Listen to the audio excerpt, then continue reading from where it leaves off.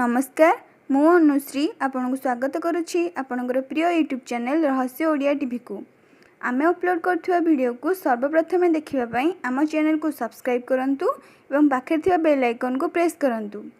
तेबे आसंतु आरंभ करिबा आजिर विषय।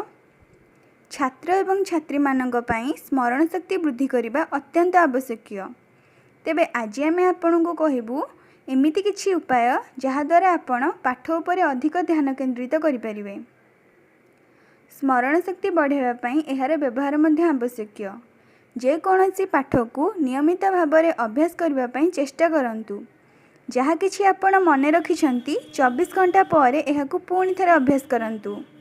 पुनः 7 दिन पर एवं 1 मास अंतराल रे पुनः अभ्यास द्वारा आपण सही पाठ को अधिक समय मन रखि परिबे।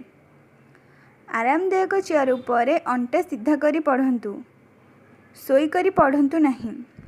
जदि हालिया हो जाइछंती किंबा कौनसी कारणरू व्यस्त अछंती पढ़ंतु नहीं। पढ़िबा समय रे केवल पढ़िबा उपरे ही ध्यान केंद्रित करंतु। अन्यान्य विषय प्रति ध्यान दियंतु नहीं। कौनसी एक विषय को क्रमागत 2 घंटारू अधिक पढ़ंतु नहीं। अन्यान्य विषय पढ़िबा द्वारा मस्तिष्क सक्रिय रुहे।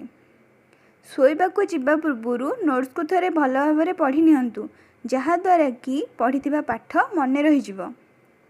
जदि आपण असफल हेउछंती तेबे व्यस्त हुंतु नहीं कारण असफलता ही सफलतार प्रथम पाहाच अटे।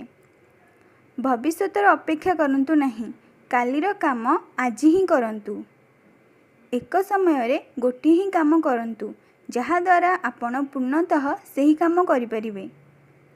सबुदिन सकाळ उठिबा परे रिवाइज करि नियंतु जहा द्वारा रात्र समय पढ़िथिबा पाठ मने पड़ि जिवो। तेबे आज पई एतिकी पुणी देखाबा आगामी अध्याय रे एवं एक नुआ विषय रे। जदि आपनको ए वीडियोटी पसंद आसिला तेबे याकु लाइक शेयर एवं सब्सक्राइब करंतु। धन्यवाद।